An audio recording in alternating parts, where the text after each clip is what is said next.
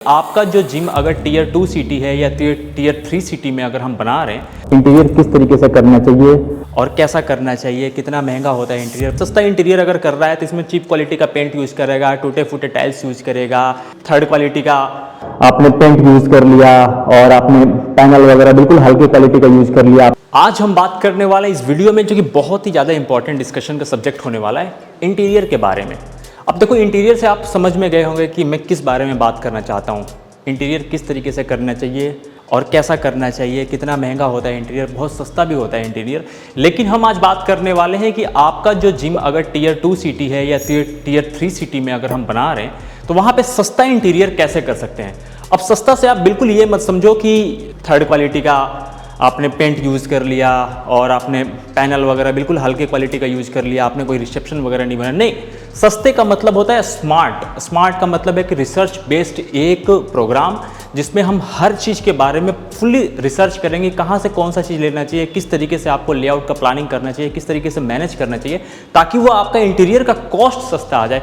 तो हमारा आज इम्पॉर्टेंट टॉपिक जो है वो है सस्ता इंटीरियर कैसे करना है। तो पॉइंट नंबर 1, अब जो मिस्टेक लोग करते हैं, सबसे पहले वो मिस्टेक ये होता है कि लोग सोचते हैं कि सस्ता इंटीरियर अगर कर रहा है तो इसमें चीप क्वालिटी का पेंट यूज़ करेगा, टूटे फूटे टाइल्स यूज़ करेगा, या फिर जहाँ पे जिस तरीके का जो पैनल यूज़ नहीं करना है वो यूज़ करेगा, जहाँ पे कलर कम्बिनेशन के हिसाब से जो कलर नहीं करना है वो कलर नहीं, बिल्कुल ये माइंडसेट आप हटा दो अपने दिमाग से कि सस्ता इंटीरियर का मतलब होता है प्लानिंग से रिलेटेड। अब जहाँ पे मुझे प्लान करना है अपने काउंटर के बारे में, जहाँ पे बात करना है मुझे लेआउट स्ट्रक्चर बनाने के बारे में, जहाँ भी कारपेंटर का काम करना है वहाँ पे मुझे स्किल्ड कारपेंटर यूज़ करना पड़ेगा।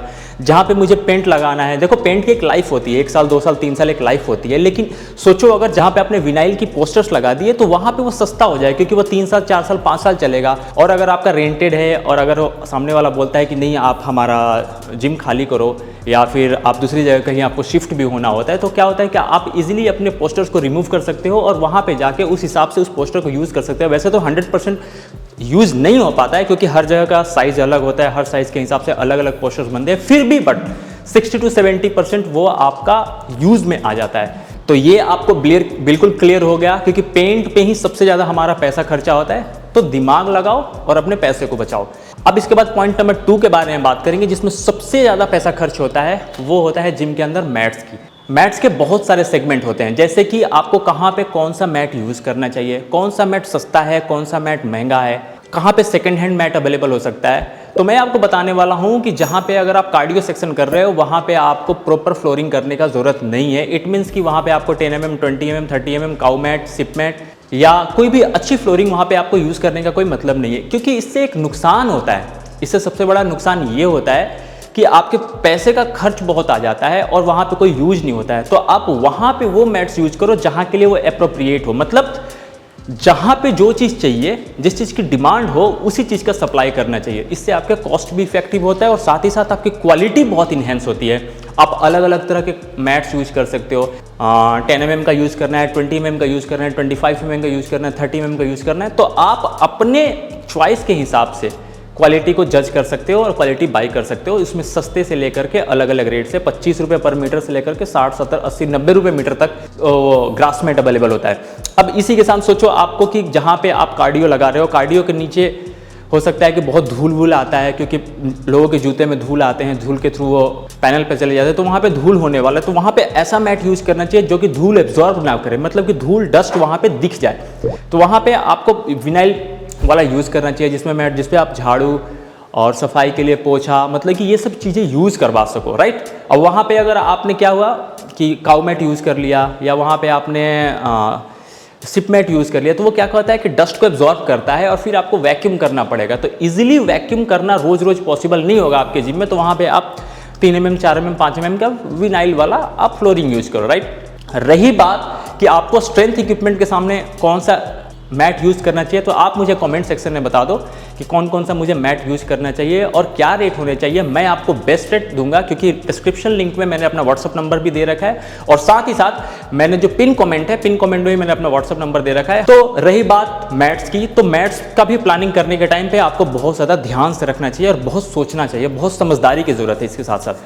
थर्ड नंबर होती है सस्ता इंटीरियर करने के चक्कर में आप कभी ये मत भूलो कि मुझे डल लाइटिंग यूज़ करना है। अब देखो, डल लाइटिंग अगर आप यूज़ कर लेते हो, ख़राब लाइटिंग यूज़ करें तो उसमें क्या होता है कि माहौल बिल्कुल ख़राब हो जाता है। तो अलग तरह की लाइटिंग ना यूज़ करके या सस्ती क्वालिटी का लाइटिंग ना यूज़ करके प्रॉपर LED लाइटिंग यूज़ करो और वहाँ पे आप अपने स्मार्ट इन्वेस्टमेंट कर सकते हो। इसको देखो, स्मार्ट इन्वेस्टमेंट को कहते हैं माइंडसेट इन्वेस्टमेंट। इसमें क्या होता है कि इसमें आप पैसा तो बचा ही रहे हो, साथ ही साथ कुछ ऐसे चीज़ों को प्रमोट कर रहे हो जो कि बहुत ही ज़्यादा इन्हेंस है और बहुत ही नेक्स्ट लेवल पे वो काम करता है, राइट।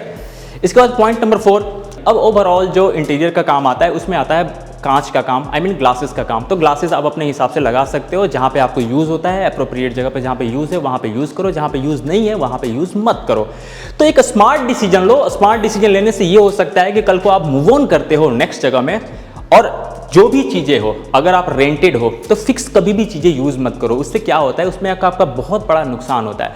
नुकसान सबसे बड़ा ये होता है कि आप जब उसे निकालते हो तो हो सकता है वियर एंड टियर के चांसेस होते हैं, टूटने फूटने के चांसेस से में वो क्या होता है कि आप उसका 30-40% ही यूज़ कर पाते हो। साथ ही साथ मैं चाहता हूँ कि कहीं भी आप मूव ऑन हो रहे हो तो आप वहाँ पे रेंट एग्रीमेंट करो कम से कम 2 साल 3 साल 4 साल के लिए, क्योंकि जितना आपने पैसे लगा रखे हैं, सपोज करो आपने 2 लाख रुपए लगाए हैं, उसका आप 40% या 50% यूज़ कर पाते हो, मतलब 1 लाख रुपए यूज़ कर पाते हो, और वो भी आपके ROI में ऐड हो जाता है। तो इस वजह से आपको हमेशा ध्यान रखना चाहिए कि एक लंबे टेन्योर के लिए मुझे ये जगह मिले, लंबे टेन्योर के लिए मुझे अलॉट हो जाए, जिससे मैं क्या कर सकता हूँ, इसका मैक्सिमम बेनिफिट उठा सकूँ। और अगर मैं अपनी जगह पे कर रहा हूँ, अगर वो मेरा खुद का जगह हो रहा है, रेंटेड नहीं हो रहा है, तो वहाँ पे आप दिल खोल के खर्चा कर सकते हो। लेकिन दिल खोल के खर्चा करने का मतलब ये नहीं कि पानी की तरह पैसे को बहाना है। स्मार्ट डिसीजन लेना है, स्मार्ट इन्वेस्टमेंट करना है और एक स्मार्ट आदमी की तरह सोचना है। तो ये आज की वीडियो में इतना ही था। नेक्स्ट वीडियो में आपके मैट्स के बारे में बात करने वाला हूँ। बहुत सारी वेराइटीज और सैंपल्स भी लेके आऊँगा, दिखाऊंगा भी आपको कि किस तरीके का आपको कौन सा मैट कहाँ पे यूज़ करना चाहिए, और प्रॉपर मैं आपको जो हमने अपने डिस्प्ले सेक्शन में किया है वो भी मैं आपको विजिट कराऊंगा, अपना डिस्प्ले का भी टूर दूंगा कि किस तरीके से हमने मैट्स यूज़ किए हैं, कहाँ पे कौन से मैट्स यूज़ किए हैं, किस तरीके का आपको जिम का इंटीरियर बना के रखना चाहिए। Thank you so much. ये वीडियो अगर आपको पसंद आया हो, मुझे 100% कन्फर्म है कि आपको एक पसंद ही आया होगा, तो सब्सक्राइब करके जाएं हमारे चैनल को, और ये उनके साथ शेयर करें जिनको बहुत ही ज़्यादा ज़रूरी है सस्ते इंटीरियर के बारे में सोचने की। Thank you so much.